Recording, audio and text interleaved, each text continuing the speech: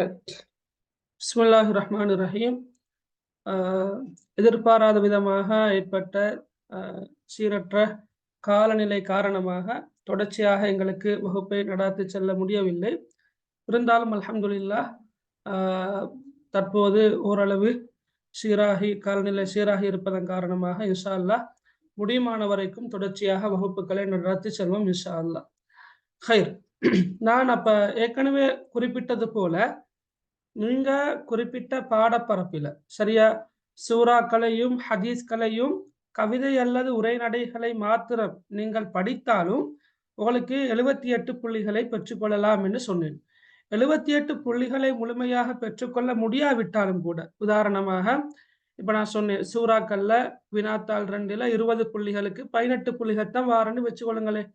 அல்லது ஹதீஸ்கள்ல 20க்கு 17 தான் வாரன்னு வச்சு கொண்டாலும், அல்லது கவிதை அல்லது உரைநடையில 30 புள்ளிகளுக்கு நீங்க அன்னளவாக ஒரு 25 புள்ளிகளைத்தான் பெற்றுக்கொள்வீர்கள் என்றிருந்தாலும் கூட உங்களுக்கு வினாத்தாள் ஒன்றில நீங்க லேசா புள்ளிகளை எடுக்கலாம். ஏன்னா உதாரணமாக ஆரம்பமாக வரக்கூடிய வினாக்கள் நீங்க வளமையாக ஸ்கூல்ல எக்ஸாம் நடந்தாலும் கூட உங்களுக்கு பெரும்பாலும் அந்த வினாக்களுக்கு விடை எழுதியலுமாக இருக்கும். அப்படித்தானே? ஆரம்பமாக ஜாஹிலியா கால அரபிலக்கியம் அல்லது அரபிலக்கிய உள்ளடக்கம் சார்ந்த வினாக்களுக்கு இலகுவாக விடை எழுதுவீர்கள். அதே போல சந்தர்ப்ப துவா அதுக்கும் நீங்க பெரும்பாலும் விடை எழுதுவீர்கள். அதே போல அரபு தமிழ் சார்ந்த வினாக்களுக்கும் உங்களால விடை எழுதலாம். அப்படி பார்க்கக்குள்ள எங்களுக்கு இங்களை இந்த மார்க்ஸ் குறைஞ்சாலும் கூட, எங்களை 78ல சாதாரணமா ஒரு 15 மார்க்ஸ் குறைஞ்சாலும் எத்தனை வாரது 63 மார்க்ஸ் வரும். அப்படித்தானே? 63 வந்தாலும் கூட நான் சொன்னேன் அந்த அரபிலக்கிய வரலாறு அல்லது அரபிலக்கிய உள்ளடக்கம் அதுல 4 மார்க்ஸ் எடுக்கலாம் உங்களுக்கு, சரியா? அதே போல துவாக்களை அடிப்படையாக கொண்ட வினாவில உங்களுக்கு 4 மார்க்ஸ் எடுக்கலாம். நான் உதாரணமா சொல்றத. அதே போல நீங்க அரபு தமிழ் சார்ந்த வினாக்களுக்கு நீங்க அன்னளவாக 4 மார்க்ஸ் எடுக்கலாம். ரைட்? அப்ப இதெல்லாம் கூட்டி பார்க்கக்குள்ள உங்களுக்கு 12 75 புள்ளிகள் வரும். நான் உதாரணமா சொல்றேன். அப்ப நீங்க பிள்ளைகள் இந்த குறிப்பிட்ட பகுதி மாத்திரம் அல்ல, நீங்க முழு சிலபஸையும் ஸ்கூல்ல உங்களை மிக சிறப்பாக உங்களோட ஆசிரியர்கள் கற்பித்து தந்து உங்களை இறுதி பரீட்சைக்காக வழிப்படுத்தி இருப்பார்கள், நெருப்படுத்தி இருப்பார்கள், சரியா? நீங்களும் உங்களால் முயன்ற அளவு நீங்க படிச்சு கஷ்டப்பட்டு படிச்சு பாடமாக்கி இப்ப நீங்க இறுதி கட்டத்தில் இருக்கிறீங்க. அப்ப இந்த சந்தர்ப்பத்துல நாங்க படிக்கல என்ற ஒரு ஃபீலிங் எடுக்காம படிச்சதை வச்சு நாங்க எப்படியாவது எடுக்கிறது தான் நம்ம டார்கெட்டா ஆயிக்கணும். எங்களுக்கு அல்ஹம்துலில்லாஹ் எங்களுக்கு சுவரா தெரியும். நீங்க அரபிலக்கிய பாடத்துல பாஸ் ஆகுவீங்கிற நம்பிக்கை எங்களுக்கு இருக்குது. தனிப்பட்ட முறையில எனக்கு இருக்குது, சரியா? அவரோட ஆசிரியர்களுக்கும் இருக்கும். பாஸ் ஆகுறதெல்லாம் நோக்கம், சரியா? எஸ்ஸும் அல்ல, சியும் அல்ல, குறைந்தபட்சம் பி. அதை தாண்டி எல்லாரும் எடுக்கணும் அந்த எதிர்பார்ப்பு தான் எல்லாருக்கிட்டும் இருக்கிறோம். அப்ப எப்படி எடுக்கிறது என்றது நாங்க தொடர்ச்சியாக நடந்த வகுப்புகள்ல அவ்வப்போது நாங்க ஞாபகப்படுத்தி இருப்போம், சொல்லி தந்திருப்போம். இன்றைக்கு நான் மொத்தமாக உங்களுக்கு அந்த எடுக்கிறதுக்கான இலகுவான சில வழிகாட்டல்களை சொல்லித்தரலாம் என்று நான் நினைக்கிறேன். சரி, ஓகே. அந்த அடிப்படையில பிள்ளைகள் இப்ப நீங்க முதலாவது பகுதியில ரைட், நான் உங்களுக்கு பேப்பரை காட்டுறேன். உங்களோட கையில பேப்பர் இருக்குமேனா? ரைட், பார்ப்போம். ஓகே, வினாத்தாள் 1, சரியா? வினாத்தாள் 1. ஓகே, இந்த பேப்பரை பாருங்க. இதுல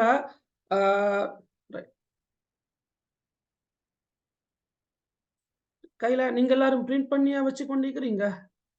கையில பேப்பர் இருக்குதா புள்ளகள்? Okay, right. இதுல அரபி இலக்கியம் பல குறிக்கோள்களை கொண்டது. அவற்றுள் அல் மதஹ், ரஸா என்பவற்றின் பொருளை குறிப்பிடுக. அப்ப நீங்க புள்ளகள் இந்த சொல்ல பாருங்க. ரைட், பல குறிக்கோள்கள்.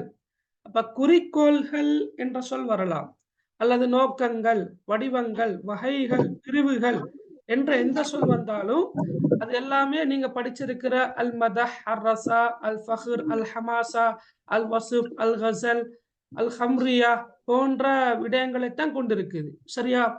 இப்ப நான் அவ்வளவு விட தெரியும். பெரும்பாலும் அல் மதஹ்னா என்ன கருத்து என்ன? அல் மதஹ்னா கருத்து என்ன?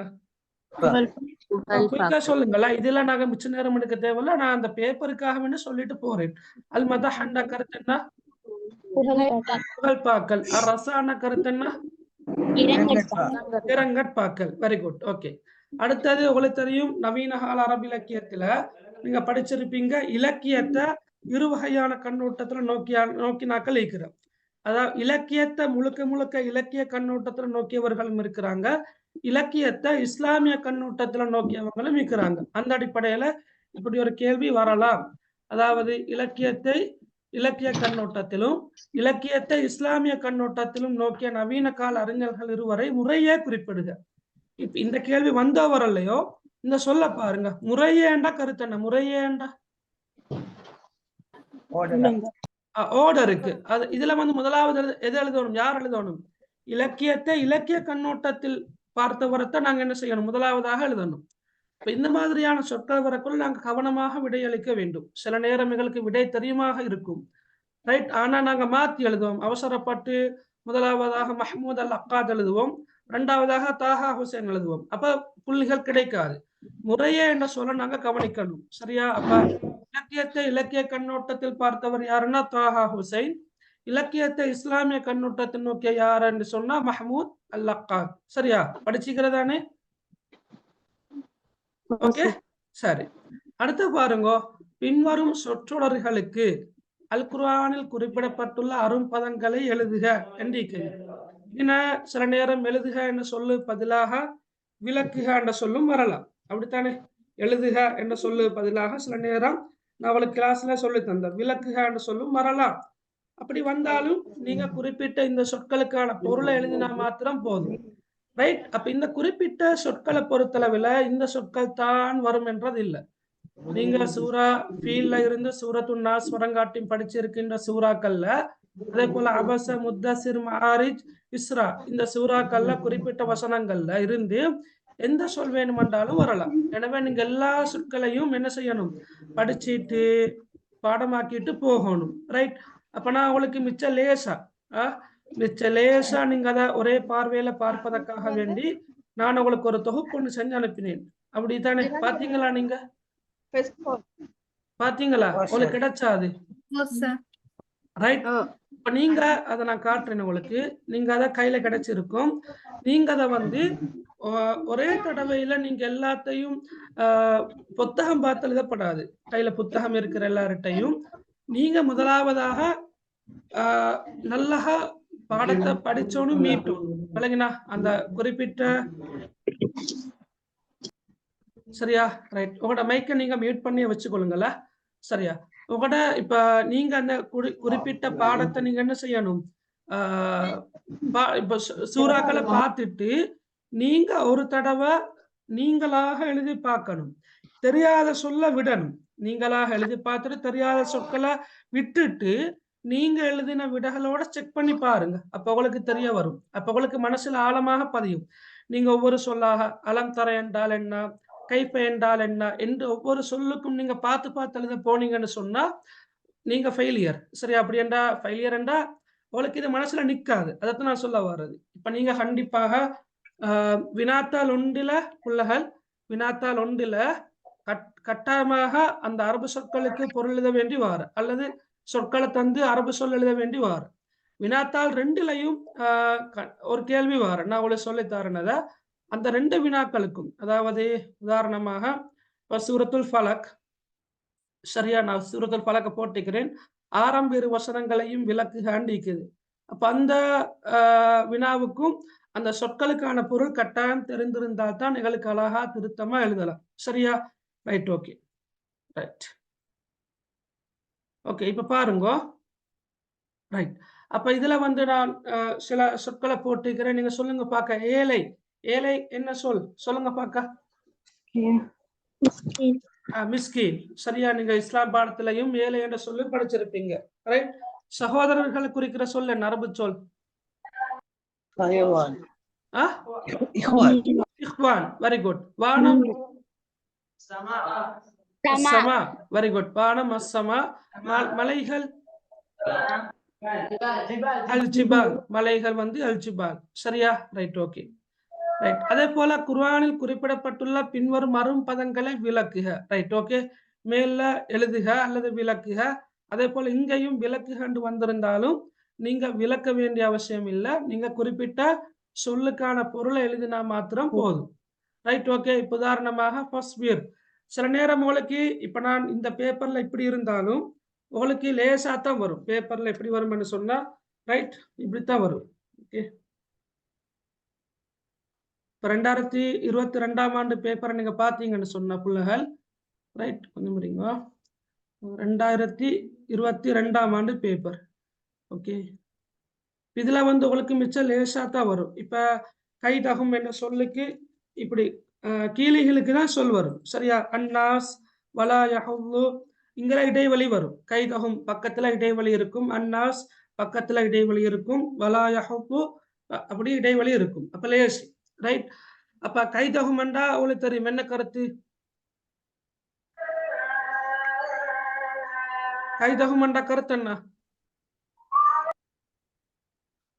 அவர்களுடைய சூழ்ச்சி. அவர்களுடைய சூழ்ச்சி. குயிக்கா சொல்லணும். அன்னாஸ் என்ற கருத்து மனிதர்கள் மனிதர்கள். வலா யஹுல்லு என்றா தூண்டுவது.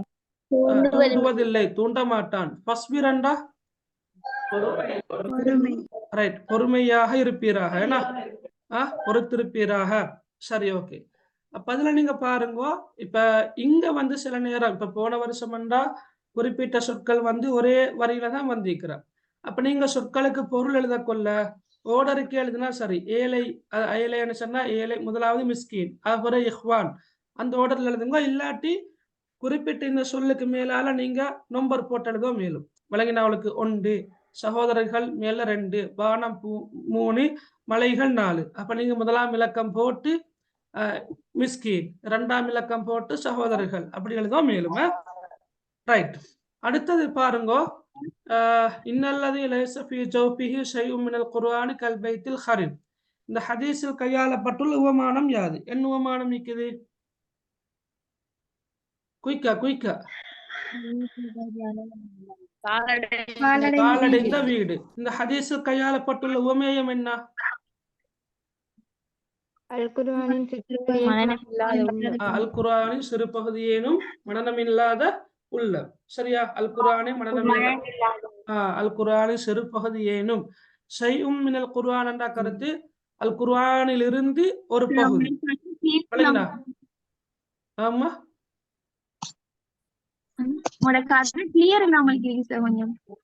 என்ன வாய்ஸா ஸ்ட்ரக் ஆகுதா? சரி ஸ்ட்ரக் ஆகிறது நியாயம் இருக்குன்னா சரியா புள்ளகள் ஸ்ட்ரக் ஆகிறது நியாயம் இருக்குது. ஏண்டா எங்கட வீட்டுல கரண்ட் இல்ல. சரியா? நான் இப்ப அவசரமா லப்பு எல்லாம் எடுத்துட்டு இன்னொரு இடத்துக்கு வந்து அவங்களோட ரவுட்டரை தான் நான் யூஸ் பண்றேன். எங்கட ஊர்ல வந்து கிளைமேட் கொஞ்சம் நல்லாவே சேஞ்ச் ஆகிட்டு தெரியும் தானே. இப்ப கொஞ்சம் பேலன்ஸ் பண்ணி கொண்டு போங்க. ஸ்ட்ரக் ஆகும் கிளியர் ஆகும், ஸ்ட்ரக் ஆகும் கிளியர் ஆகும். சரியா மகள்? Okay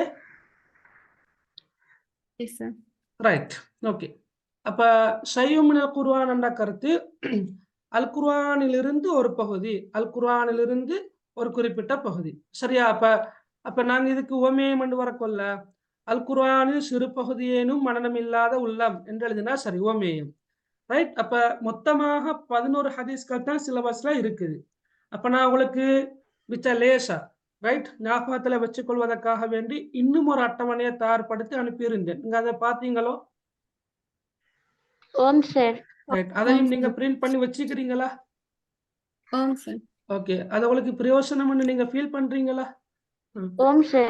right. ஓகே. ஏண்டா வினாத்தால் 1லையும் உவமான உவமேயம் கேட்டுவார, வினாத்தால் 2லையும் உவமான உவமேயம் கேட்டுவார. உவமானம் உவமேயம். அப்ப மொத்தமாக 8 புள்ளிகள் இருக்குது. வழங்கினா அந்த சார்ட்டை நீங்க ஒழுங்கா படிச்சுட்டு போனா உங்களுக்கு மிக அழகாக பிழையின்றி திருத்தமாக 8 புள்ளிகளையும் என்ன செய்யலாம்? முழுமையாக பெற்றுக்கொள்ளலாம். அப்ப அந்த அடிப்படையில தான் உங்களுக்கு நாங்க அதை அனுப்பிக்கிறோம். சரியா? ரைட். Okay right. அப்ப நாங்க இந்த ஹதீஸ் மட்டுமண்டில் இப்ப நீங்க மொத்தமாக படிக்கின்ற ஹதீஸ்கள்ல அல்பிர் ஹுஸ்னுல் ஹுலுக் ஏன்னா அல்பிர் ஹுஸ்னுல் ஹுலுக் வல் இஸ்மு மா ஹாக ஃபீ சத்ரிக் அதுக்கு தான் உவமான உவமேயம் இல்லை. அதே போல இப்னு அப்பாஸ் ரலியல்லாஹு அன்ஹுமா அவங்களுக்கு ரசூலுல்லாஹ் செய்கின்ற நசீஹத்து அதுலயும் கூட என்ன இல்லை, உவமானம் உவமேயம் இல்லை. சரியா? மற்றபடி எல்லா ஹதீஸ்கள்லையும் இருக்கின்ற உவமான உவமேயத்தை நாங்க தொகுத்து அனுப்பிக்கிறோம். நாங்க இன்ஷா அல்லாஹ் டைம் இருந்தா அதை கொஞ்சம் மேலோட்டமாக நாங்க இன்ஷா அல்லாஹ் பார்ப்போம். ரைட். பின்வரும் துஆவை பூரணப்படுத்துக. சொல்லுங்க பார்க்க. அஅலமல்லாஹு அஜ்ரக வஅஹ்ஸன ரைட் அஸாக வகஃபர லிமயத்திக். சரியோ? அப்ப இந்த இடத்துல அஜ்ரக என்ற சொல்ல நாங்க அரபால தான் எழுதணும். அரபால எழுதுறது தான் நல்லா. வஅஹ்ஸன அஸாக, அஸாக என்ற சொல்லையும் நாங்க அரபால தான் எழுதணும். ரைட். இந்த துஆ ஓதப்படும் சந்தர்ப்பம் என்ன? மரணித்தவருடைய குடும்பத்தினர் மரணித்தவருடைய குடும்பத்தாருக்கு ஆறுதல் சொல்லும் போது ஓதும் துஆ. விளங்கினா பிள்ளைகள்? மரணித்தவருடைய குடும்பத்தாருக்கு ஆறுதல் சொல்லும் போது ஓதும் துஆ. சரியா? ஓகே. அதானா?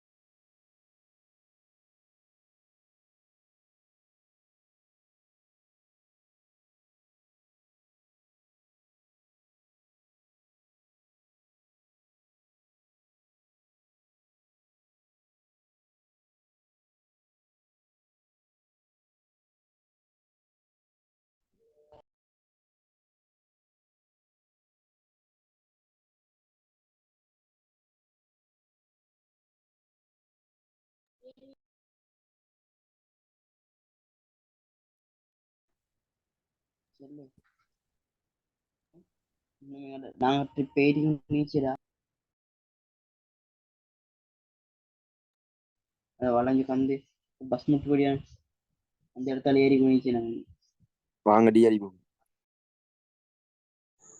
Berarti yang korau hulal lah, itu paling mah.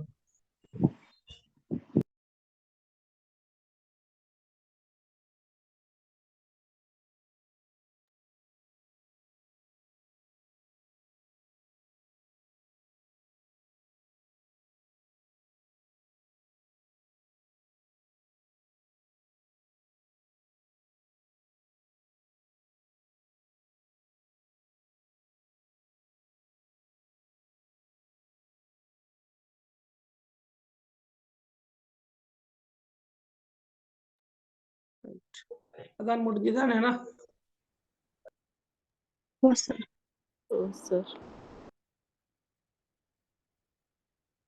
Right. Okay.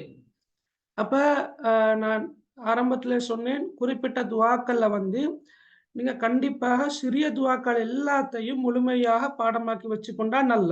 சரியா? அநியாயமாக நீங்க புள்ளிகளை இழக்க வேண்டாம். துவாக்களை அடிப்படையாக கொண்டு வரக்கூடிய வினாக்கள் மிக மிக இலகுவான வினாக்கள். எனவே அந்த துவாக்கள்ல இடைவெளி நிரப்பி கண்டு வரலாம். அப்புறம் குறிப்பிட்ட துவா ஓதப்படுகின்ற சந்தர்ப்பம் கேட்டு வரலாம். அதே போன்று சில நேரம் சந்தர்ப்பத்தை தந்து துவாவை எழுதுகண்டு வரலாம். உதாரணமாக மரணித்தவருடைய குடும்பத்தாருக்கு ஆறுதல் சொல்லும் போது ஓதும் துவாவை குறிப்பிடுகண்டு வரலாம், அல்லது அரபு மொழியில் குறிப்பிடுகண்டு வரலாம். எப்படி வேணுமென்றாலும் வரையிலும், எப்படி வந்தாலும் நீங்க முடியுமான வரைக்கும் உங்களால் எழுத முடியுமான வரைக்கும் எழுதுங்க. அப்ப நீங்க சில நேரம் அப்படி வந்தால், இப்ப அரபு மொழியில் குறிப்பிடுகண்டு வந்தால் அங்க பெரும்பாலும் உங்களோட எழுத்து பிழைகள் அதெல்லாம் பெருசா அலட்டி கொள்றது இல்லை. சரியா? உங்களால எழுத முடியுமான வரைக்கும் நீங்க எழுதினா சரி. ரைட்? இன்ஷா அல்லாஹ் நாங்க மகரிபு தொழுகிறதுக்கு நான் டைம் தாரேன். ஒரு குறிப்பிட்ட நேரம் தந்துட்டு சின்ன ஒரு பிரேக் ஒன்று பண்ணிட்டு அடுத்த செஷன் ஆரம்பிப்போம். சரி, ஓகே. அடுத்தது ரைட். இப்ப நான் அரபு தமிழ் சம்பந்தமாக சொன்னேன். நீங்க அரபு தமிழ் இருக்கின்ற எல்லா நோட்ஸ்களையும் பாடமாக்கணும், படிக்கணும் என்ற தேவையும் இல்லை. உதாரணமாக அரபு தமிழ் வீழ்ச்சிக்கான காரணிகள், அரபு தமிழை திருப்பவும் உயிர்ப்பிப்பதற்கான ஆலோசனைகள் என்று வரக்குள்ள அதுல பட்டியலுண்டே இருக்குது. 7-8 பாயிண்ட்ஸ் இருக்குது. இந்த 7-8 பாயிண்ட்ஸையும் நீங்க பாடமாக்கணும் என்ற அவசியம் இல்லை. சரியா பிள்ளைகள்? தேவையான அளவுக்கு மாத்திரம் பார்த்து கொண்டா போதும். அதிகபட்சமாக நீங்க ரெண்டு பார்த்து கொண்டா போதும். அரபு தமிழ் வீழ்ச்சிக்கான காரணிகள் 2ஐ குறிப்பிடுக. 2க்கு மேற்பட்டதாக கேள்வி வராது. அல்லது அரபு தமிழை மீளுயிர்ப்பு செய்வதற்கான ஆலோசனைகள் 2ஐ குறிப்பிடுக, 4ஐ குறிப்பிடுக, 5ஐ குறிப்பிடுக வினாத்தாள் ஒன்றில் வராது. நீங்க வினாத்தாள் 2ஐ பத்தி யோசிக்க வேணும். சரியா? அது நான் காரணம் சொன்னேன். Right, okay. அப்ப நீங்க அரபு தமிழ் இருக்கின்ற எல்லா நோட்ஸுகளையும் டியூட்டுகளையும் எல்லா நோட்ஸுகளையும் நீங்க பார்க்கணும், பாடமாக்கணும் என்ற அவசியம் இல்லை. அதுல காணப்படக்கூடிய செய்யுள்களை பாடமாக்கணும் என்ற அவசியம் இல்லை. நீங்க குறிப்பாக ஞாபகம் வச்சுக்கொள்ளணும் என்ன, அரபு தமிழ் என்றால் என்ன. சரியா? நீங்க சும்மா நோட் பண்ணி கொண்டு போறேன்னா போங்கள. அரபு தமிழ் என்றால் என்ன? அரபு தமிழில் எழுதப்பட்டுள்ள நூல்கள் 2ஐ குறிப்பிடுக. அப்படி பொதுவான கேள்வி கேட்டா உங்களுக்கு எதையும் எழுதலாம். கவிதை நூலாக இருக்கலாம், இலக்கியம் சார்ந்த நூலாக இருக்கலாம், உரைநடை சார்ந்த இலக்கியமாக இருக்கலாம், இப்படியும் எழுதலாம். சரியா? அதே போல குறிப்பாக கேட்டு வந்தா அரபு தமிழில் எழுதப்பட்டுள்ள சட்ட நூல்கள் அல்லது ஃபிக்ஹ் நூல்கள் 2ஐ குறிப்பிடுக. அரபு தமிழில் எழுதப்பட்டுள்ள தப்சீர் நூல்கள் 2ஐ குறிப்பிடுக. சரியா? அல்லது இப்படி கேள்வி வரலாம், அரபு தமிழில் எழுதப்பட்டுள்ள சட்ட நூல் ஒன்றையும் தப்சீர் நூல் ஒன்றையும் குறிப்பிடுக. அப்படி வரலாம். அல்லது அரபு தமிழ் போன்று காணப்படக்கூடிய வேறு மொழிகள் 2ஐ குறிப்பிடுக. 2. சரியா? எல்லாம் நீங்கள் லிஸ்ட் அவுட் பண்ண தேவையில்லை, பாடமாக தேவையில்லை. ஓகே. அதே போல அரபு தமிழை மீளுயிர்ப்பு செய்வதற்கான ஆலோசனைகள் 2ஐ குறிப்பிடுக. அரபு தமிழ் வீழ்ச்சி அடைந்தமைக்கான காரணிகள் 2ஐ குறிப்பிடுக. சரியா? அதே போல உதாரணமாக அந்த ஏஎம்ஏ அசீஸ் அரபு தமிழ் எங்கள் அன்பு தமிழ் என்ற நூலின் ஆசிரியர் யாரு? இப்படியான சின்ன சின்ன கேள்விகள் தான் பெரும்பாலும் எக்ஸாமுக்கு வரும். அதே போல ஒரு கேள்வி வரும், என்ன, அரபு தமிழ் சார்ந்த ஒரு வாசகம் ஒன்று வரும். ரைட்? அது அரபு தமிழ்ல தந்து நாங்க தமிழ் எழுதுறது அல்லது தமிழ்ல இருக்கின்ற ஒரு வாக்கியத்தை அரபு தமிழ்ல எழுதுறது என்ற அடிப்படையில வினாக்கள் வரும். எனவே நீங்க அந்த மிச்சம் அலட்டி கொள்ளாம அரபு தமிழ் சார்ந்த நான் சொன்ன விஷயங்களை மட்டும் ஃபோக்கஸ் பண்ணி நீங்க படிச்சு கொண்டா போதும். சரியா? Right, okay. ரைட், அடுத்த பாருங்க சார். ஓ சொல்லுங்கம்மா. சந்தர்ப்ப துவாக்கள் எழுதக்குள்ள ஹரக்கத்துமா? சந்தர்ப்ப துவாக்கள் எழுதக்குள்ள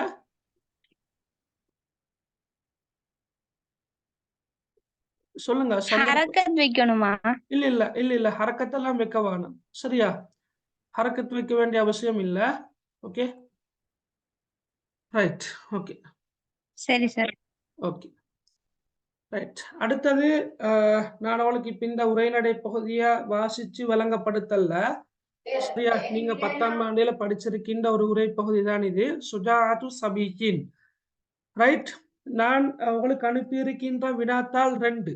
சரியா? Model paper 1, model paper 2 2 paper அனுப்பிக்கிறேன்.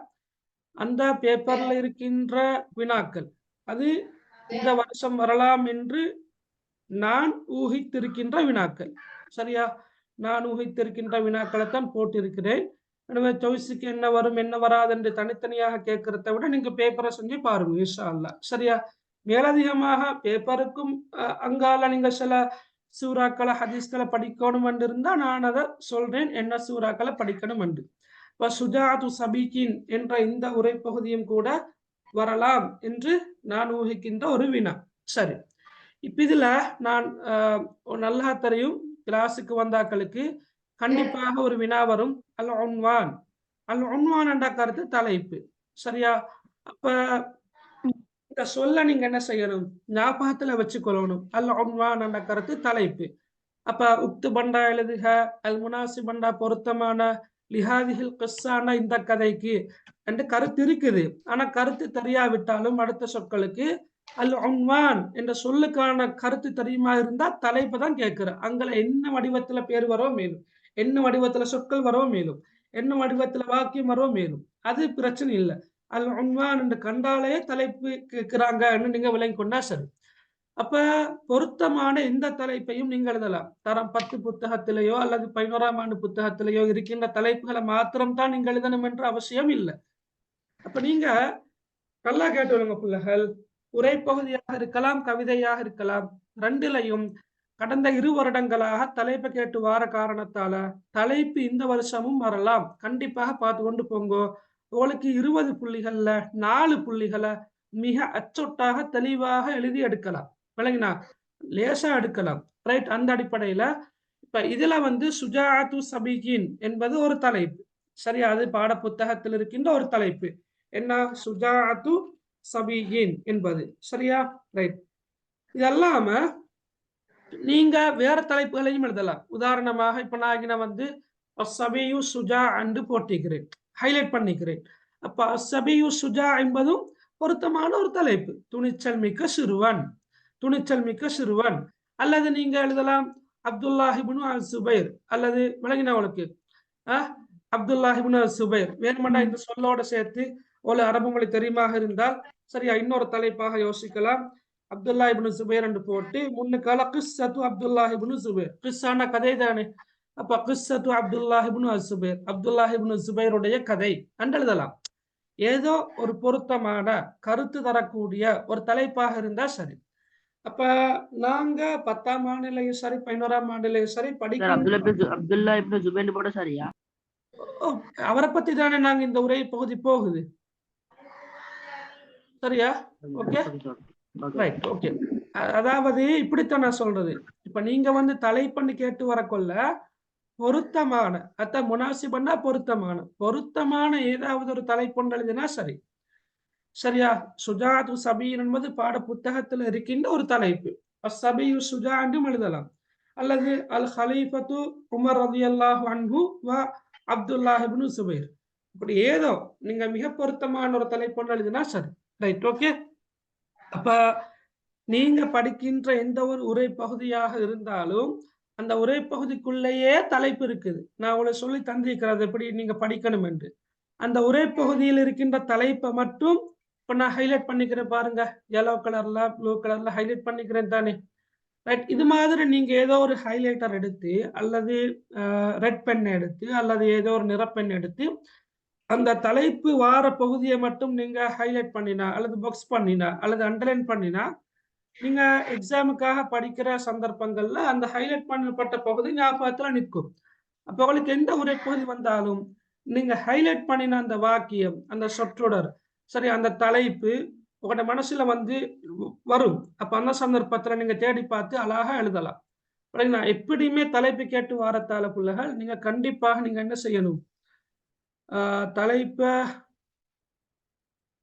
கேட்டு வாரத்தால நீங்க தலைப்பை சரியான முறையில நீங்க பார்த்து ரெடி ஆகி கொண்டு போகணும். சரி, ஓகே, விளங்கினா?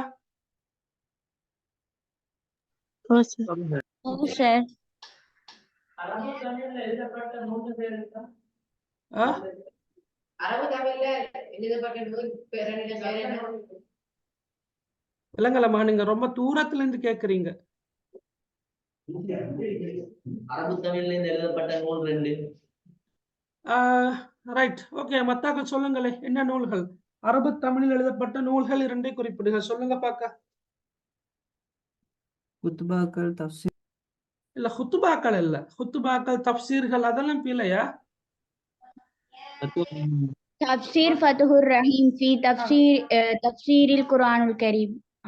தப்சீர் ஃபத்ஹுர் ரஹீம் ஃபி தப்சீரில் குர்ஆனில் கரீம். அது நீங்க அது முழு வாக்கியமாக நீங்க அதாவது அந்த அந்த அந்த இப்ப தப்சீர் ஃபத்ஹுர் ரஹீம் ஃபி தப்சீரில் குர்ஆனில் கரீம் என்பது ஒரு தப்சீர பேரு. நீங்க அந்த அளவு பாடமாக்க கஷ்டமா இருந்தாலும் தப்சீர் ஃபத்ஹுர் ரஹீம் ஓகே, அது போதும். சரியா? அதொண்டு உதாரணமா ஃபுதுஹுர் ரஹ்மானியா ஃபி தப்சீர் கலாமி ரப்பானியா, அது ஒரு நூல். சரியா? அப்ப நாங்க அது ஃபுதுஹுர் ரஹ்மானியாவும் ஓகே.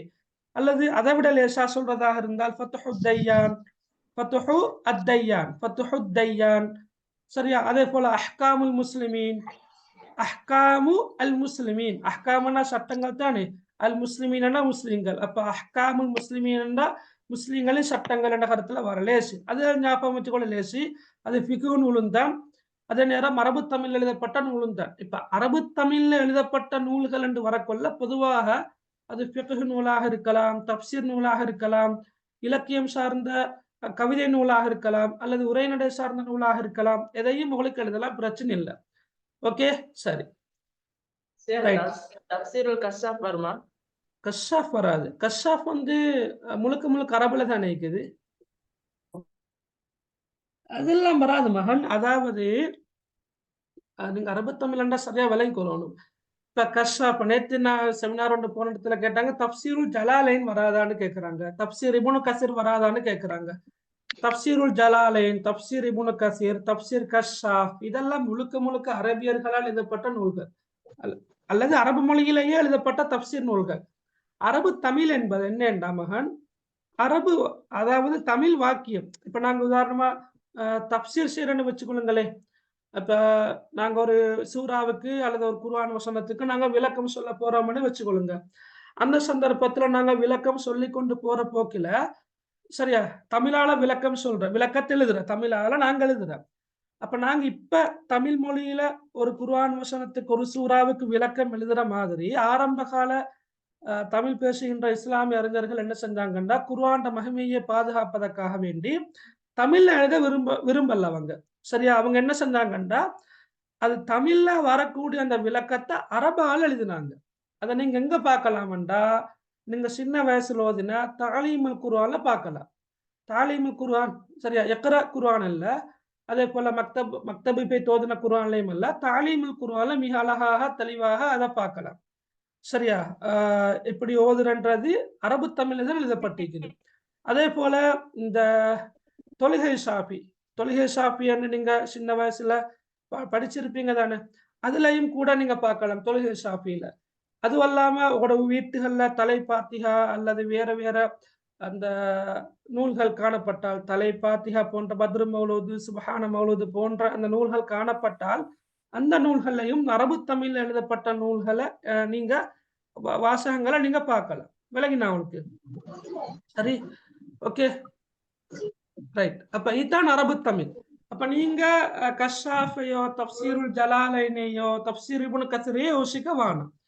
ரைட்? அதோட புத்தகத்துல மிக தெளிவாக தரப்பட்டிருக்குது, அதை மட்டும் நீங்க டார்கெட் பண்ணி பாத்தீங்கன்னா போதும். Right, okay. அடுத்த பாருங்க, நான் இதெல்லாம் பாருங்க. அரபு தமிழால வந்து அரபால எழுதுவாருமா? இப்ப தமிழால வந்து மரபால வார. சரியா? இப்ப வந்திருக்கிறோம், நாங்க அந்த பேப்பரை நாங்க இன்னும் பார்க்கல. உதாரணமாக சூரிய சந்திர கிரகண தொழுகையே தொழுவது சுன்னத்தாகும் என்று தமிழ்ல ஒரு வாக்கியம் வந்தா நாங்க அது அரபு தமிழ்ல எழுதணும் உதாரணமாக. அல்லது உங்களோட 10ஆம் ஆண்டு புத்தகத்திலையும் பாருங்க, திருப்ப திருப்ப வந்திருக்குது. நாங்க அந்த போல நான் சமரி ஒன்று அனுப்பிக்கிறேன் தானே, ஒரு சமரி ஒன்று அனுப்பிக்கிறதானே, அதுல கடைசி பகுதியை பாருங்க, அரபு தமிழ் அண்டு டைட்டில போட்டு நான் அதுல வந்திருக்கின்ற வினாக்களை அப்படியே தொகுத்திக்கிறேன். அதுல வந்திருக்கின்ற வினாக்களை பார்த்தா உங்களுக்கு விளங்கும், எஸ் ஓகே, அரபு தமிழ்ல இப்படித்தான் வினாக்கள் வருது என்ற ஒரு ஐடியா வரும் உங்களுக்கு. சரியா? ரைட். அடுத்தது அடுத்த கேள்விகளை பொறுத்தளவில், சரி, இப்ப இதுல வந்து ரைட் அல்லத்துஃபால், ரைட், ஓகே, ரைட். இதுல பாருங்க, இந்த கேள்விகளை நான் இந்த இடத்துல டிஸ்கஸ் பெரியசா டிஸ்கஷனுக்கு எடுத்துக்கொள்ளல. இப்ப நீங்க உங்களோட எங்க வீட்டுல சாரி இந்த ஸ்கூல்ல வந்து நீங்க என்ன செஞ்சிருப்பீங்க, படிச்சிருப்பீங்க. அரபால வினா வந்தா எப்படி விடை எழுதுறது என்று படிச்சிருப்பீங்க. அப்ப இந்த குறிப்பிட்ட சொற்களுக்கான பொருள் கட்டாயம் உங்களுக்கு தெரிஞ்சிருக்க வேண்டும். மாதா என்றா கருத்து என்ன என்ன, சரியா? மண் என்றா யாரு, அரே மண் ஹுவ என்றாலும் கருத்து யாரு, மண் ஹுவ என்று வந்தாலும் அரபி இலக்கியத்துல கருத்து யார், சரியா? ஓகே.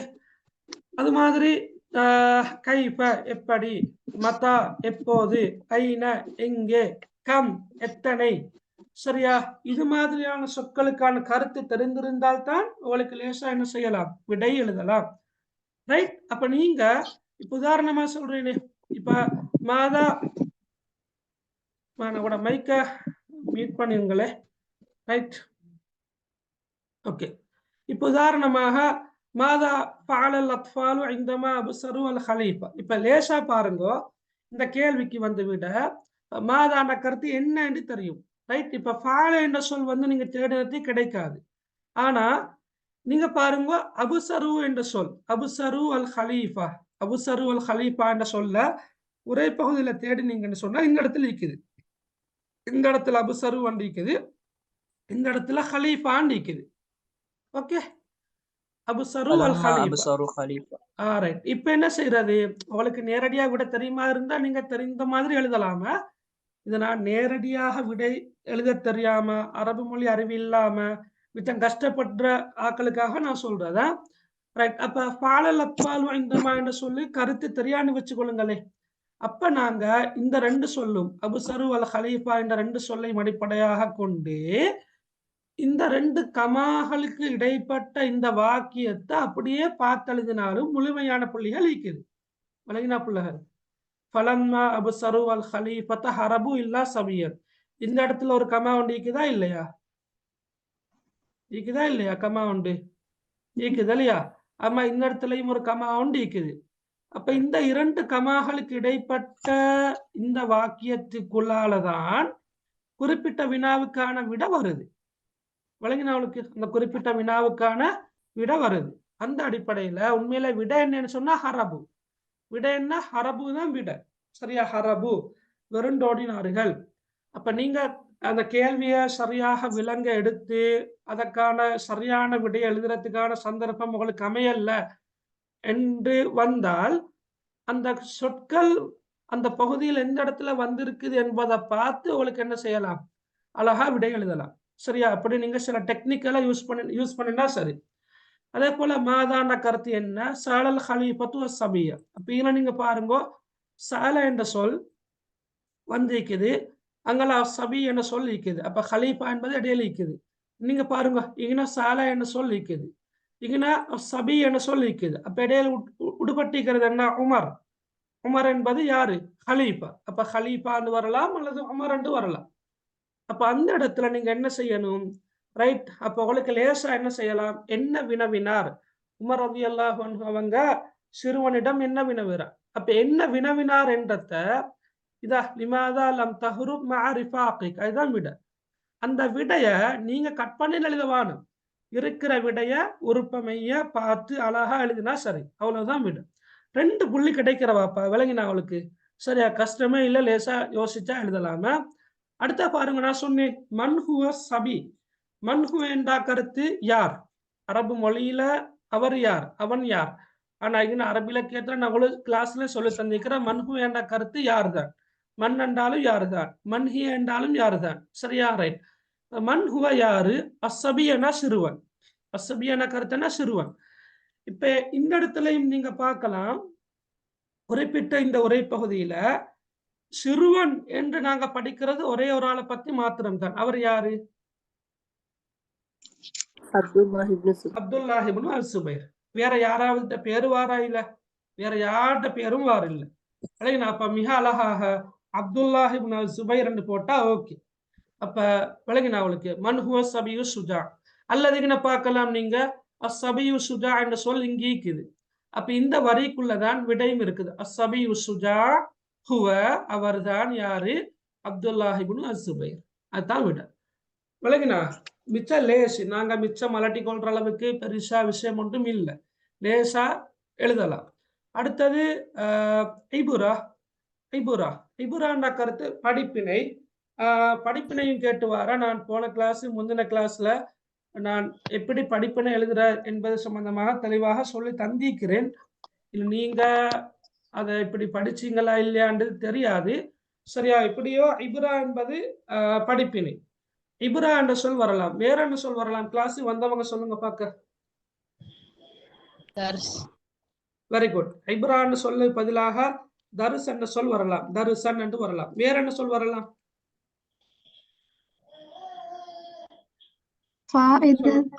ஃபாயிதா என்ற சொல் வரலாம்.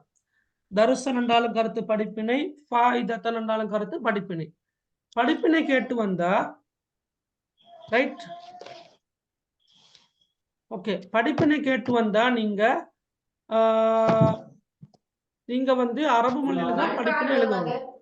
சில நேரம் குறிப்பிட்ட உரை பகுதியோட தலைப்பு படிப்பினையாக வரும். மேலும் இப்ப உதாரணமாக அல் கனாத்து கன்சுல் லா யப்னா, திருப்தி அழியாத ஒரு பொக்கிஷம். அப்ப எங்களுக்கு கதையை என்ன செய்யலாம்? படிப்பினையாக எழுதலாம். அல் கனாத்து கன்சுல் லா யப்னா என்பதை படிப்பினையாக கூட எழுதலாம். சரியா? இப்ப இதுல வந்து சுஜாது சபியின், அப்ப ஒரு சிறுவனின் துணிச்சல். இப்ப சபியுன் என்றா சிறுவன், சுஜா என்றா துணிச்சல். அப்ப சபியன சொல்ல வெட்டிட்டு சுஜா என்று போட்டு ஹுலுகுன் அதீம், ஹுலுகுன் முஹிம்முன் போன்ற சொற்களை வச்சு எழுதலாம். நான் தெளிவாக உங்களுக்கு வகுப்புகளை தெளிவுபடுத்தி இருக்கிறேன் என்ற காரணத்தால நான் அடுத்த பகுதி போறேன். சரியா? ரைட். அடுத்த பாருங்க, கவிதை. ரைட். இந்த ஹிர்ரி ஹசனு ஷாரி கவிதை இன்னும் வந்ததில்லை எக்ஸாமுக்கு, நான் நினைக்கிறேன் வந்தில்லை. S, okay, right. அதை கொஞ்சம் பாருங்க. ரைட். அப்ப இதுலயும் தலைப்பு கேட்டு வாரது அல் உன்வான். அல் உன்வான் என்ற கருத்து தலைப்பு. பொதுவாக கவிதைகளை பொறுத்தளவில் கவிதையோட ஆரம்ப பகுதியில தலைப்பு இருக்கும். உதாரணமாக முஸ்லிமோன முஸ்லிமோன முஸ்லிமோன், ஹைசு கானல் ஹக் வல் அத்லு நகூன், தலைப்பு என்ன? முஸ்லிமோன். ஆரம்ப வரியில ஆரம்ப சொல். தலா அல் பத்ரு அலைனா மின் சனியாத்தில் வதா என்ற அந்த பைத், அந்த கசீதாவுடைய ஆரம்ப பகுதி தலைப்பு. உதாரணமாக அதே போல இன்சால் தனியா நிலாஹி ஃபஹுவ ரஹ்மானுர் ரஹீம். அப்ப இன்சால் தனியா என்பது ஒரு தலைப்பு. அதே மாதிரி ரமலான் யா மௌசிம் அல் குர்ஆன், ரமலான் தலைப்பு. சரியா? அதே போல இன்னும் இருக்குது, ஏன்னா நான் வரல. Right, okay. எப்படியோ நீங்க உரை பகுதிக்குள்ள எப்படி உரை பகுதிக்கான தலைப்பு இருக்குதோ அதே போலதான் கவிதைக்கான தலைப்பு கவிதைக்குள்ளேயே இருக்குது. அப்ப நீங்க என்ன செய்யலாம்? அங்கேயும் கூட குறிப்பிட்ட தலைப்பை மட்டும் ஹைலைட் பண்ணுங்க. தயவு செஞ்சு செய்யுங்கள, செஞ்சு பார்த்தா தான் உங்களுக்கு அது விளங்கும். உங்களோட புத்தகம் உங்களோட கையில் இருக்குது, அது இன்னொருத்தருக்குரிய புத்தகம் அல்ல, அதோட புத்தகம். எனவே உங்களோட புத்தகத்துல நீங்க எது வேணுமென்றாலும் செய்யலாம். ஏன்னா நீங்க தான் எக்ஸாம் செய்ய போறீங்க. அந்த புத்தகத்தை எடுத்து அந்த புத்தகத்துல நீங்க ஹைலைட் பண்ணி பார்த்தீங்கன்னு சொன்னா உங்களுக்கு அது லேசா இந்த கேள்விக்கு விடை எழுதலுமாக இருக்கும். சரியா? Right, okay, right. அப்ப இங்க ஹிர்ரி என்பதை தலைப்பா போட்டா சரியா? பூரணமாக விடை எழுத வேண்டும் என்ற அவசியம் இல்லை. நீங்க விட மட்டும் வந்தாலும் போதும். அங்க இலக்கண பிழைகள் பார்க்கறதும் இல்லை. அரபு மொழியில ஒரு வாக்கியத்தை எழுதுறண்டா இல்ல ஒழுங்கொண்டு இருக்குது, அந்த ஒழுங்கு பார்க்கப்படுறதும் இல்லை. விடை எழுதப்பட்டிருந்தால் தாராளமாக போதும். ஓகே, அடுத்த பாருங்க, யுஸப்பஹுல் வஜ்ஹ் ஃபீ ஹாதா ஷி'r. சரியா?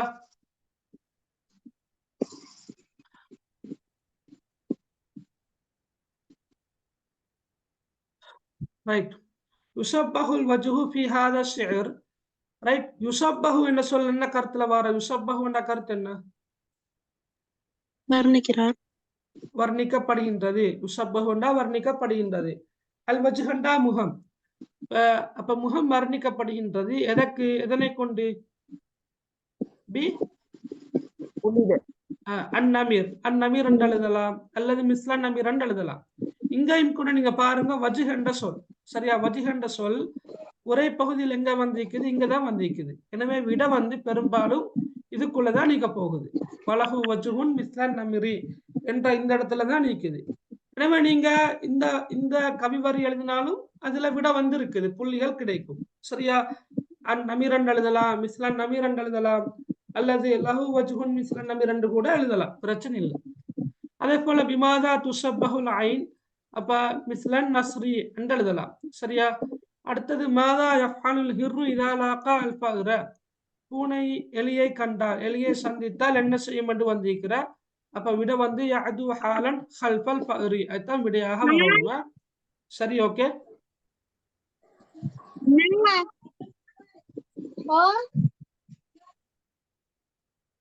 ரைட். அதே போல ஐன யுதாஇபுல் ஹிர், பூனை எங்கே கொஞ்சி விளையாடுகின்றது? பூனை எங்கே கொஞ்சி விளையாடுகின்றது? அப்ப நீங்க பாருங்க, யுதாஇபு என்ற சொல்லோட நெருக்கமான ஒரு சொல் தான் ஃபௌதாஇபுஹு வண்டிக்குது. ஃபௌதாஇபுஹு. அப்ப நீங்க இருக்கிற அதே சொல்ல தேடி பார்த்தீங்கன்னு சொன்னா சில நேரம் இல்லாமல் போகலாம். ஆனா அதற்கு நெருக்கமான, இப்ப கவிஞர் அவருடைய பூனையை வச்சுதான் என்ன செய்யறாரு? கவிஞர் கவிதைய சொல்றாரு இல்லையா? அப்ப இந்த இடத்துல ஃபௌதாஇபுஹு, ஃபௌதாஇபுஹு என்று வர்றது அவரு சொல்றாரு. அவருடைய பூனையோட நான் அதனுடன் கொஞ்சம் விளையாடுகிறேன் என்று வார. அப்ப நாங்க கேள்வியா கேட்கல, அப்படி கேட்கலவே, ஃபௌதாஇபுஹு என்று சொல்ல போட்டு கேட்கலவே, விளங்கினா? அப்ப நாங்க என்ன செய்யறது? அப்ப யுதாஇபு என்ற சொல் தான் பொருத்தம். ஐன யுதாஇபுல் ஹிர், பூனை எங்கே கொஞ்சம் விளையாடும். அப்ப என்ன விட வார? ஃபௌகல் ஹிஜ்ரி என்பது ஒரு விட. ஃபௌகல் ஹிஜ்ர் என்பது ஒரு விட. அது மட்டுமல்ல, அங்கல வரியிலே விட இருக்குது. வாலா கத்ஃபி வாலா சதுரி.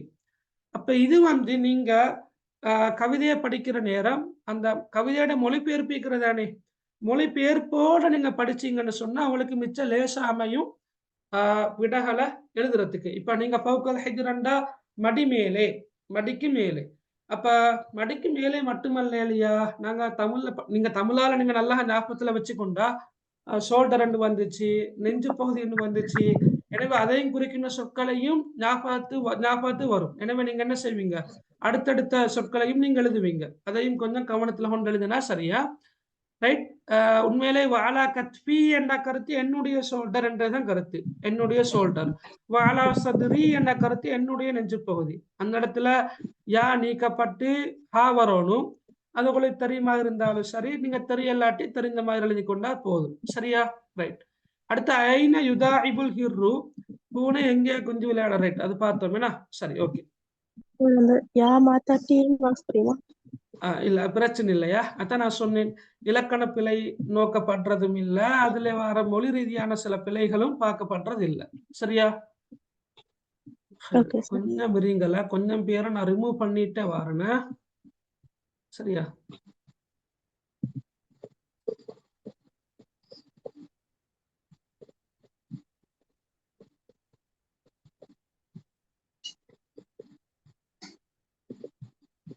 ஓகே, சரி. நான் இன்ஷால்லா 7 o'clock வந்து நான் மகரிப தொழுகைக்காக நான் ஒரு டைம் தரேன். ரைட், ஓகே, சரி. இதோட நான் இன்னொரு முக்கியமான விஷயத்த நான் சொல்லிட்டு மகரிப தொழுகைக்கான டைமை நான் தரேன்னா. ரைட், பாருங்க. வினாத்தாள் 2ல உங்களுக்கு தெரியும், கவிதை அல்லது உரைநடை 2ல ஒன்றை நாங்க என்ன செய்யறது? எழுதி கொண்டா சரி. 2ல 1. ஓகே, இந்த 2ல இருந்து நீங்க ஏதாவது ஒன்றா நீங்க தான் தெரிவு செய்யணும். நான் இப்ப செமினாரு போன இடங்கள்ல வந்து பொதுவா சொன்னாங்க ஒரே பகுதி லேசா இருக்குது அப்படின்னு சொன்னாங்க. அது எல்லாருக்கும் ஒரே மாதிரி அல்ல, ஆளாளுக்கு வித்தியாசப்படையிலும். எனவே நீங்க கொஞ்சம் அதை நீங்க பாருங்க. ரைட். இப்ப இதுல வந்து நான் அந்நிர்வாம் என்ற கவிதையை தந்திருக்கிறேன். ரைட், அந்த கவிதையை கொஞ்சம் பார்த்து கொண்டே போங்க. 10ஆம் ஆண்டு புக்ல வந்திருக்குது. அதே போல தம் இக்தியார் வஹது கிபார் ரிஜாலி ஸினாஅ, அதுவும் உரை பகுதியாக தரப்பட்டிருக்குது. ஒன்றோ அரபு மொழியில விடை எழுதுவதற்கான பகுதியாக வரலாம், அல்லது வினாத்தாள் 2ல இந்த கேள்வி வரலாம் என்று சொல்றேனே தவிர வரும் என்று சொல்றது இல்லையா? சரியா? ஆமா, 2ல 1. சரியா? 2ல 1 தான் செய்யணுமா? ரைட், நீங்க பாருங்க, கேள்வியை நல்லா வாசிச்சா சரி. பாருங்க, வினாத்தாள் 2ல் 3 வினாக்களுக்கு மட்டும் விடையளிக்க. 3 வினாக்களுக்கு மட்டும். அவங்களும் பேப்பர்ல ஹைலைட் பண்ணித்தான் இருப்பாங்க இந்த சொற்களை. 3 வினாக்களுக்கு மட்டும். முதலாம் அல்லது 2ஆம் வினாவுக்கும், இப்ப இப்ப இதுல வந்து 1 2 2 வந்தா அப்படி, அல்லது தொடர் இலக்கமாக வந்தா இப்ப வினாத்தாள் ஒன்றுல 1 2 2 வந்து 3 4 2 போனா 3ஆம் அல்லது 4ஆம் வினாவுக்கு மட்டும் வருமா? அதை நீங்க வாசிச்சா சரி. ஓகே, இப்ப இந்த பேப்பர்ல 1 2 2 இருக்குது. எனவே முதலாம் அல்லது 2ஆம் வினாவுக்கும், அப்ப முதலாம் அல்லது 2ஆம் வினாவுக்கும் என்றா கவிதை அல்லது உரைநடை, கவிதை அல்லது உரைநடை. சரியா? அதே போல ஏனையவற்றுள் 2 வினாக்களையும், ஏனையவற்றுள் என்பதுதான் குர்ஆன், அந்த சூரா, ஹதீஸ். சூரா ஒரு பெரிய வினா, ஹதீஸ் ஒரு பெரிய வினா, அடுத்தது பழமொழி, சந்தர்ப்பத்துவ, சிறுகுறிப்பு எல்லாம் கலந்தது ஒரு வினா. விளங்கினா அவளுக்கு? அதுல இருந்து ஏதாவது 2. சரியா? விளங்கினா அவளுக்கு? ஏனையவற்றுள் 2 வினாக்கள். அப்ப நீங்க பெரும்பாலும் நான் நினைக்கிறேன் சூறாக்களையும் ஹதீஸ்களையும் மாத்திரம்தான் தெரிவு செய்வீங்க என்று நான் நினைக்கிறேன். சரியா? இப்ப அங்கள பழமொழி சார்ந்த பகுதியை நீங்க படிச்சிருப்பீங்களோ தெரியாது. நாங்க அதை பார்ப்போம், நாங்க பேசுவோம், டிஸ்கஸ் பண்ணுவோம். சரியா? ரைட். எக்ஸ்ட்ரா क्वेश्चन செஞ்சா பரவாயில்லையா? எக்ஸ்ட்ரா क्वेश्चन செஞ்சா பரவாயில்லையா? எக்ஸ்ட்ரா கொஸ்டின் செய்யாமல் இருக்கிற அளவுக்கு நல்ல சில பாடங்கள்ல எக்ஸ்ட்ரா கொஸ்டின் செஞ்சது பரவாயில்லன்னு சொல்லியிருப்பாங்க. உதாரணமா மெட்ஸ் பாடத்துல அப்படித்தானே, மெட்ஸ்ல செய்யலாம் தானே? இல்ல சார். ஏலவா? சரி, ஓகே. பாட் சார்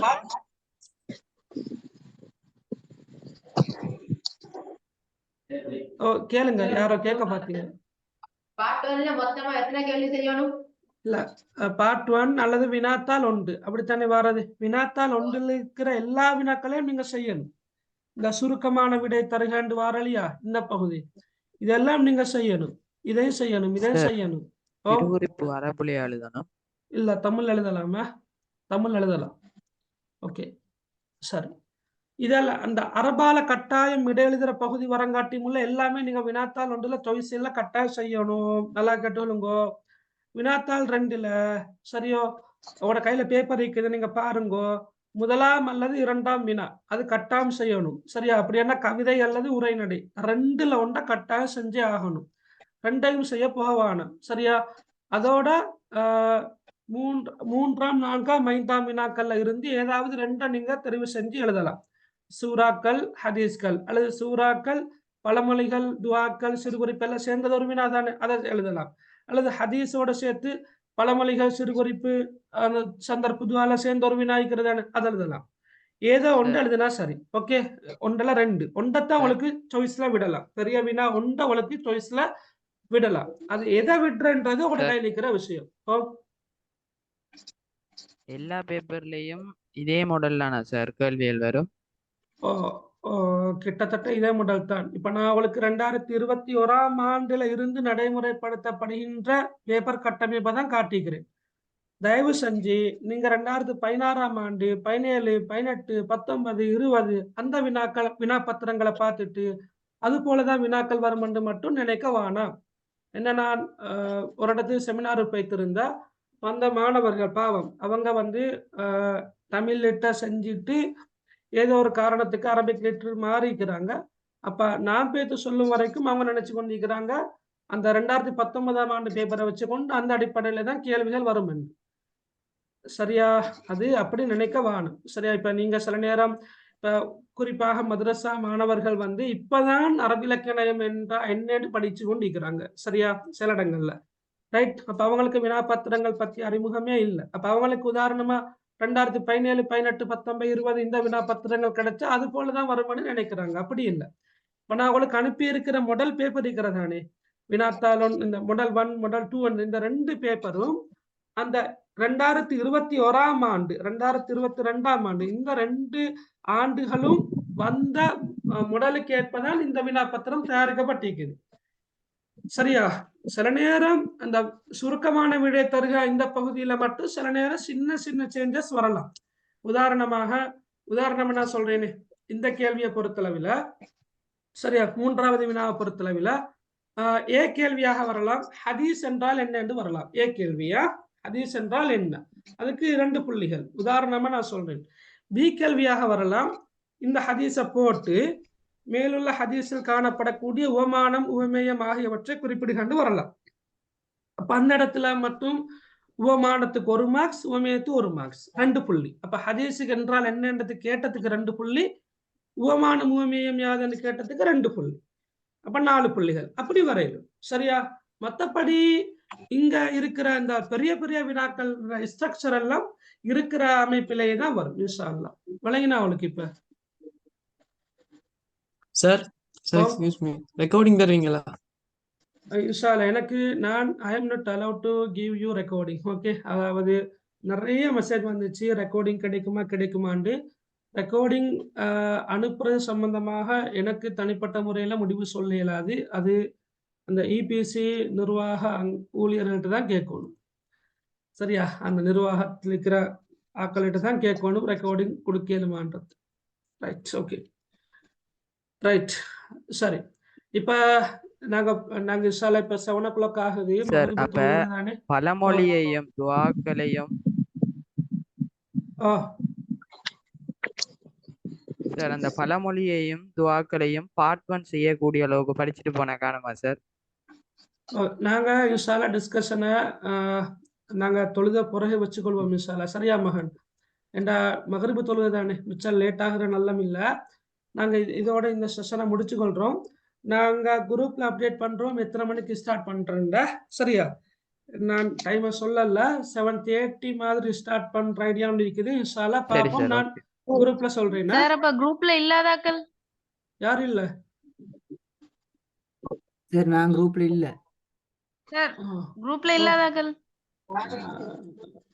நீங்க எப்படி அப்போ உங்களுக்கு லிங்க் கிடைச்சது?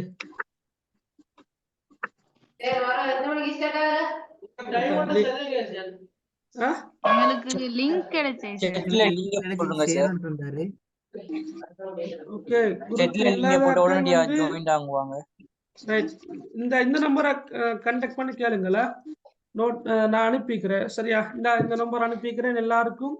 நோட் 7731717118. நோட் 7731717118. அந்த நம்பருக்கு மெசேஜ் பண்ணி கேட்கலாம் எத்தனை மணிக்கு ஸ்டார்ட் பண்றேன்டா. சரியா? நாங்க பெரும்பாலும் இன்ஷால்லா 7:30 ஆக ஸ்டார்ட் பண்ணுவோம். சரி, ஓகே. சுப்ஹானக அல்லாஹும்ம பிஹம்திக் அஷ்ஹது அல்லா இலாஹ இல்லா அன்த அஸ்தக்ஃபிருக வ அத்தூபு இலைக். அஸ்ஸலாமு அலைக்கும் வ ரஹ்மத்துல்லாஹி வ பரகாத்துஹு. அஸ்ஸலாமு அலைக்கும் சார். ஓகே, வலைக்கம் சார். நாங்க 7:30 ஆரம்பிப்போம் இன்ஷால்லா. Right, okay. அப்ப கேளுங்க எல்லாரும் 7:30க்கு ஸ்டார்ட் பண்றோம் இன்ஷால்லா. 7:30க்கு ஓகே, 7:30க்கு ஸ்டார்ட் பண்றேன் இன்ஷால்லா. Okay sir. ஓகே, நல்லா. Okay, okay.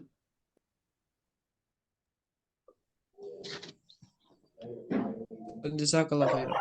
ஓகே, பாரக்கல்லாஹ்.